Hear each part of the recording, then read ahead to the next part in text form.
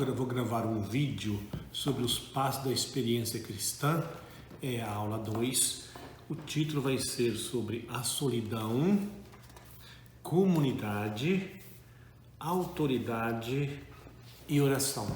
São elementos fundamentais dos passos da experiência cristã. Pois bem, começando pela solidão.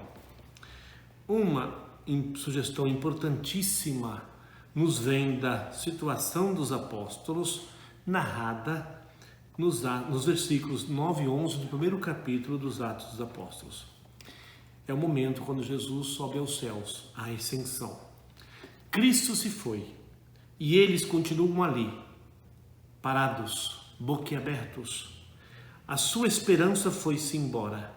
Tenha presente que ficaram tocados, fascinados, seguiram o Senhor, largaram tudo para seguir Cristo. Mas agora Cristo sobe aos céus, não está mais diante deles. Imagine como ficaram.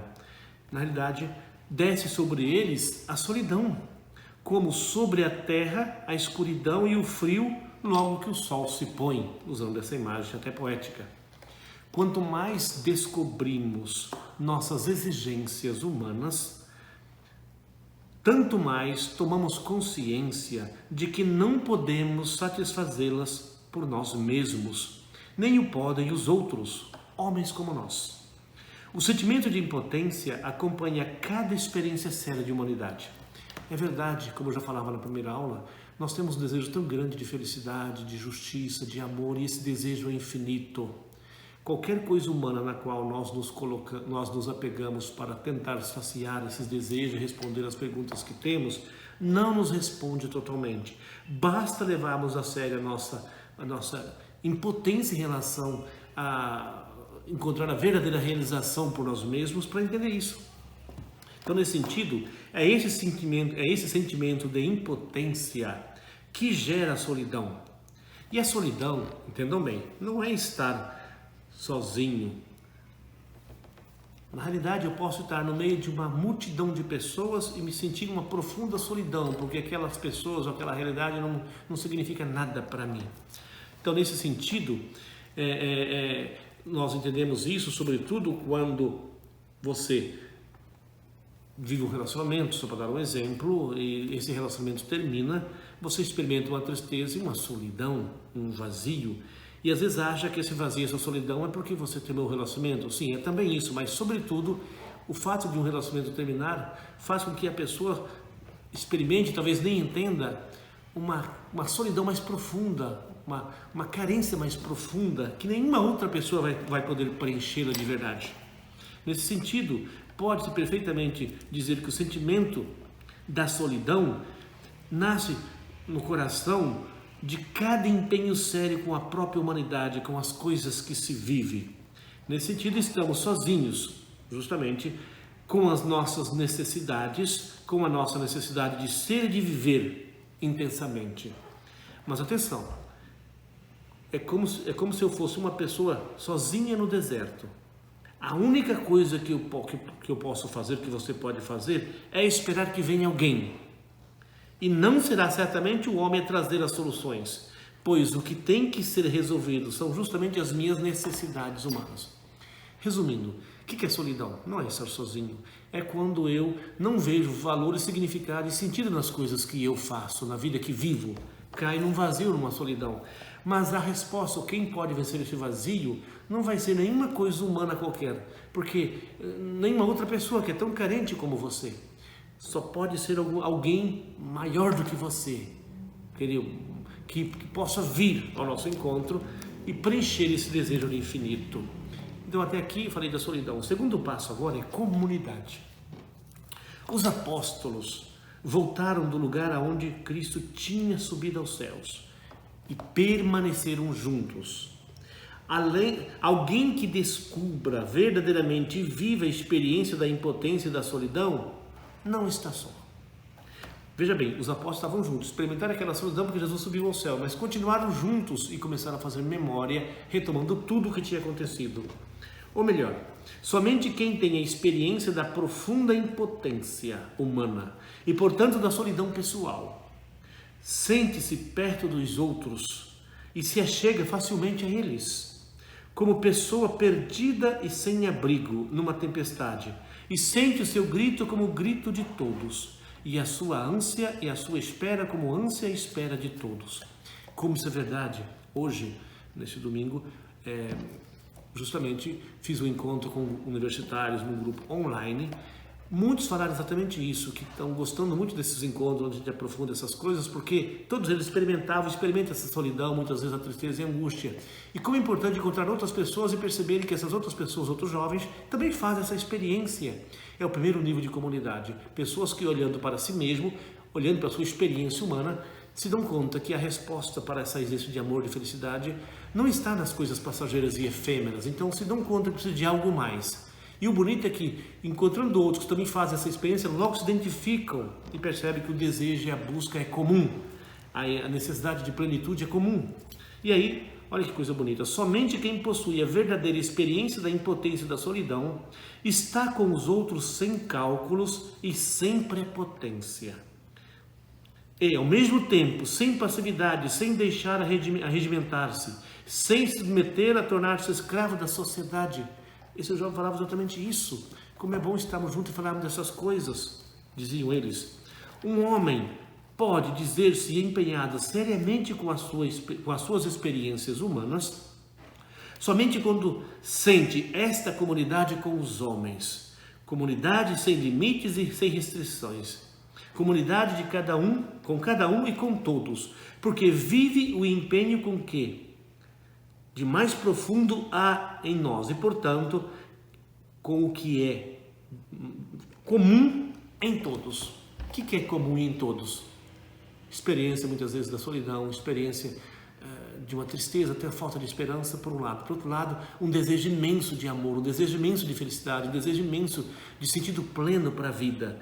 Todos nós somos assim. Quando começamos a dialogar nesse nível, entendemos que nós somos assim e ficamos juntos, percebemos que somos uma coisa só, porque todos buscamos e desejamos a mesma coisa. E aí, continuando, um homem é verdadeiramente empenhado com as suas experiências humanas, atenção, quando dizendo eu, vive-o tão simples e profundamente a ponto de senti-lo fraternalmente solidário com o eu de todos os outros homens. Isso porque todos nós temos as mesmas perguntas, as mesmas exigências fundamentais, e todos nós precisamos de uma resposta plena a essas exigências. Depois, seja como for, a resposta de Deus, atenção nesse ponto, alcançará somente o homem assim empenhado. Meu Deus, como eu já falava na outra aula, eu tinha todas essas perguntas e desejos, até encontrei pessoas que falavam disso, que viviam isso. Me empenhei, segui a fundo nisso, fui mesmo a fundo, e graças a Deus, hoje vivo certos e seguros daquilo que falo e daquilo que ensino. E experimento de verdade essas coisas. A vida se enche de uma esperança nova, de uma certeza nova, de uma alegria nova, que você não quer perder jamais. Por isso, é preciso, desde logo, notar que essa solidariedade com toda a humanidade, todos os homens e mulheres são assim, vive de fato quando se realiza num ambiente, certo? Também nos Atos dos Apóstolos, a comunidade dos apóstolos surge numa situação bem determinada, o ambiente. Lugares e pessoas, não foram você que os escolheram, encontraram-se naquele meio quase por acaso, e toda a vida deles dependerá daquele encontro. Pensem nos apóstolos, encontraram o Senhor, ficaram fascinados, depois começa o envio do Espírito Santo, que falaremos depois, começam a se unir, se aprofundarem, e a vida muda radicalmente, determinou a vida deles, até hoje, chegou até hoje em nós, essa belíssima experiência. E depois, é assim que a nossa humanidade pessoal surge, toma forma e se alimenta num ambiente bem preciso. Encontramos-nos dentro, não o escolhemos nós. Certo? Na minha experiência, quando eu falava que encontrei justamente uma bela experiência de comunidade com 2 padres e alguns amigos, foi tão marcante que eu nunca mais deixei e foi decisivo para a minha vida, certo? Agora, jamais vou abandonar isso. Depois, a atenção para compreender todo o ambiente, a oferta do nosso senso de comunidade e todas as pessoas do ambiente mede a abertura do nosso empenho humano, coincide com a sinceridade do nosso empenho com toda a nossa humanidade. Não compete a nós excluir alguém da experiência da nossa vida humana. A escolha cabe somente a Deus, que a realiza através da situação na qual nos coloca. De outro modo, seria um ato subjetivo nosso, o abuso de um esquema pré-concebido por nós. Repito agora há pouco nesse encontro com os jovens que eu fiz online, dizia exatamente isso. A alegria e a gratidão por terem encontrado outros amigos, por poderem partilharem essas coisas e serem ajudados a viver a sua própria humanidade, as suas perguntas, também até a sua tristeza e solidão, mas poder falar e partilhar com os amigos e ver que são experiências comuns, e só o fato de encontrarem e falarem renova tudo, renova tudo. Impressionante ouvir isso hoje desses jovens, por isso estou falando aqui. E aí, um outro passo muito importante ainda, a autoridade. Atenção nesse ponto. Para esses jovens que agora há pouco eu estava falando, eu e outros também éramos autoridades para eles. Por quê? Aqui fica claro. Pedro, o tipo mais representativo da comunidade, levanta-se e fala, e é seguido.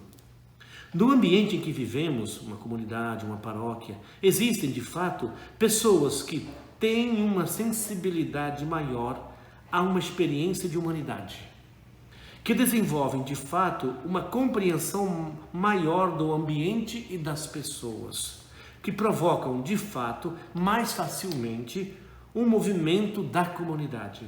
Elas vivem, atenção nesse ponto que é importante, a nossa experiência mais intensamente, com maior empenho. Cada um de nós se sente melhor representado nelas. Com elas, nos sentimos muito mais à vontade, lado a lado com os outros, em comunidade. Como se é verdade, você encontra um movimento, uma bela comunidade de fé, adultos da fé, que fazem uma experiência tão bonita, testemunha algo tão belo. Você se sente representado, você percebe que aquilo tem tudo a ver com você, te atrai, te fascina, e você quer seguir, quer aprender, quer dar passos e aprender aquilo que aquela pessoa aprendeu. Você se torna, de fato, discípulo. E mais ainda, se torna filho espiritual. Depois, reconhecer esse fenômeno é lealdade para consigo mesmo, para com a sua própria humanidade. É um dever de sabedoria. Eu, como falei já, encontrei dois grandes padres, homens fascinantes, que faziam uma bela experiência. Eu colei, eu segui, e pouco a pouco essas coisas se tornaram minhas. O que era deles, coisas deles se tornaram minhas. Certo? E hoje eu posso justamente guiar e ser uma autoridade assim para tantas pessoas. Porém, o encontro com alguém que sente e compreende mais a minha experiência, o meu sofrimento, a minha necessidade e a minha espera, leva-me naturalmente a segui-lo, a tornar-me seu discípulo por aquela humanidade que, ao nos descobrirmos impotentes e sós, nos impele a nos reunirmos. Por isso que o papel da autoridade sempre ajuda os outros a se unirem de verdade. Nesse sentido, tais pessoas constituem naturalmente para nós uma autoridade, mesmo que não sejam investidas de direitos ou títulos. Torna-se naturalmente autoridade, em primeiro lugar, quem mais lealmente compreende ou vive a experiência humana. Essa experiência humana, estou repetindo sempre, experiência humana do desejo de felicidade, do desejo de Deus, de ter sempre uma esperança renovada, de encontrar alguma coisa que possa dar sentido à existência. Essa é a nossa experiência humana. Quando encontramos alguém que viveu e vive isso de forma verdadeira e faz um caminho testemunhando que há sim uma resposta para tudo isso, se torna tão fácil seguir essas pessoas porque nos atrai, nos fascina. Nesse sentido, a autoridade surge, pois, como riqueza de experiência que se impõe aos outros, gera novidade, maravilhamento, respeito. Meu Deus, a minha experiência, como isso foi verdade, como é verdade. Possui uma atração inevitável, possui uma enérgica capacidade de sugestão. Não valorizar a presença dessa autoridade de fato, com a qual Deus semeia em cada ambiente, é mesquinhez agarrada às próprias medidas. Assim se referiam os judeus a Cristo. Estes sim têm autoridade. E abandonaram os esquemas dos fariseus e seguiam Jesus. Portanto, o encontro com essa autoridade natural educa a nossa sensibilidade e a nossa consciência, faz-nos descobrir melhor do que somos feitos e a que aspiramos do fundo da nossa alma. A autoridade tem essa ajuda para nós. E aí o último passo, a oração. Atenção que isso é muito bonito. O versículo 14 do primeiro capítulo dos Atos mostra a comunidade dos apóstolos à espera do que Cristo lhes tinha prometido, toda assídua na oração. Relembrar aqui, quando Jesus subiu aos céus, ele disse aos seus discípulos: caminhem para Jerusalém, eu vos enviarei lá em Jerusalém o Espírito Santo, o Paráclito, o Consolador, certo? Jesus enviou. Nesse sentido, os apóstolos se colocaram em assídua oração, esperando aquele momento que Cristo tinha indicado. O homem que descobre a sua impotência somente vive a comunidade e sente a convivência com os outros, pressentindo algo para além de sua situação e capaz de resolvê-la. A comunidade acontece só onde há um esperar juntos. Também o homem e a mulher que verdadeiramente se querem bem possuem esse pressentimento inextirpável. Caso contrário, não estão verdadeiramente juntos. Atenção. Então, eu quero chamar a atenção disso. A pessoa, cada homem, cada mulher, descobre a sua impotência exatamente quando sente na convivência com outros e percebe que juntos, pressente que estão esperando algo, alguém, e se colocam juntos nesta espera. Por isso, vou repetir, a comunidade acontece só onde há uma esperar juntos. Esperar quem? Que venha alguém que possa dar uma resposta definitiva à nossa existência. Isso é muito bonito. Depois, quando falarmos do acontecimento do encontro com Cristo, é exatamente a resposta.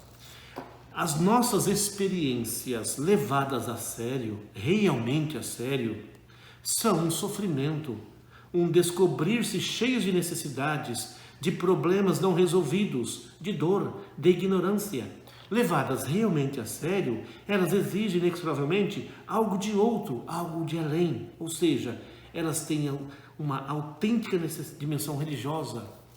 Nesse tema de pandemia e isolamento social, isso aqui fica tão claro. Quantas pessoas, e nós podemos ficar nessa também, ansiosos, também buscando alguma coisa, às vezes com medo do futuro, às vezes tristes, até vazios, um pouco deprimidos. Fazemos sim, muitas pessoas estão fazendo essa experiência. Mas tudo isso, como o Papa disse no início, dia 27 de março, falando sobre a pandemia, que é como uma tempestade, mas tudo isso faz com que nós repensemos tudo. Nos obriga a dizer a nós mesmos em quem nós estamos colocando a nossa esperança. Quem é de verdade o Senhor da nossa vida? Quem pode nos dar a verdadeira alegria e a verdadeira esperança? Então, também um momento como esse é de grande provocação a cada um de nós para uma fé mais madura, para uma consciência mais profunda do que significa ser cristão. E continuando aqui uma coisa muito bonita, as nossas experiências então levadas a sério são uma autêntica profecia, esperança, do que ainda não se possui. Repito, o medo do futuro por conta da pandemia. Mas se nós renovarmos toda a riqueza e a beleza da nossa espera e olharmos para a experiência que já fazemos, isso nos tira o medo do futuro, porque o Senhor que ontem cuidou de nós, que hoje cuida de nós, amanhã cuidará. E quando nos encontramos juntos e testemunhamos um para o outro isso, tudo se simplifica. E nesse sentido, é tão importante a oração. E aí, o sentido de todas as nossas experiências, eis o que ainda não temos. E o esperamos, talvez inconscientemente. Se essa espera é realmente consciente da inexorável incapacidade humana e da inexorável sugestão da natureza, a própria natureza não dá essa resposta plena. As nossas incapacidades nos impedem de nos realizarmos por nós mesmos. Somos sim impotentes. Mas por outro lado, nós, por tomarmos consciência disso, forçosamente essas coisas se tornam para nós oração, pedido. Entende? Por isso, a oração nada mais é do que esperar, pedir diante de um outro maiúsculo, esperando, certo, de que ele vai atender o pedido de seus filhos. Até porque ele suscita o pedido, ele dará a resposta. Então, nesse sentido, a oração é, portanto, um simples pedido, o ato mais simples para todos e o mais sentido por todos, o ato mais fundamental da consciência humana, o ato mais concreto que possa existir. Claro, nós somos frágeis, carentes, temos que pedir sempre. Aqui, para entender isso, eu dou um exemplo. Imagine quando você tínhamos 8, 9 meses, vocês tinham fome, não sabíamos falar ainda, o que nós fazíamos? Chorávamos. Nossa mãe imediatamente sabia que nós precisávamos de alimento e nos atendia. Depois, com 3 ou 4 anos, quando você tinha fome, você, mamãe, quero papá. Agora ficamos adultos. A nossa alma tem uma sede infinita, o nosso coração tem um desejo infinito de amor, de felicidade, de realização. E aí, coisa mais razoável a ser feita é pedir: vem, Senhor Jesus, preencha esse meu coração. Aliás, o próprio Jesus fala isso de forma muito clara: pedi e vos será dado, batei e a porta vos será aberta. Deus atende o pedido dos seus filhos. Então, como é importante rezar e rezar juntos. Por isso, reza aquele que é mais realista, que mais se dá conta de quem é da sua humanidade e mais se dá conta que precisa de um outro, de Deus, de Cristo. A descoberta. Então, reza quem é mais realista, aquele que considera mais seriamente a sua própria experiência humana, como já falei. E é pedido feito juntos, em comum. A descoberta, então, da impotência de ser feliz constitui a descoberta do que mais temos em comum com todos os outros homens e mulheres. Esta impotência é, de fato, o que de mais humano existe em cada um de nós. Portanto, também a atitude de esperar aquele outro, Deus, Cristo, para que nos ajude, é de todos juntos. É comunitária por sua própria natureza, a tal ponto que ninguém pode tê-la verdadeiramente sem sentir um só coração com todos. Isso é tão importante para uma autêntica experiência de fé, para uma vida de comunidade cristã, porque nós percebemos a nossa impotência, a nossa necessidade e também percebemos juntos que precisamos do Senhor, precisamos de Cristo. Então pedimos juntos. Essa é a beleza da oração. E assim eu termino esta aula.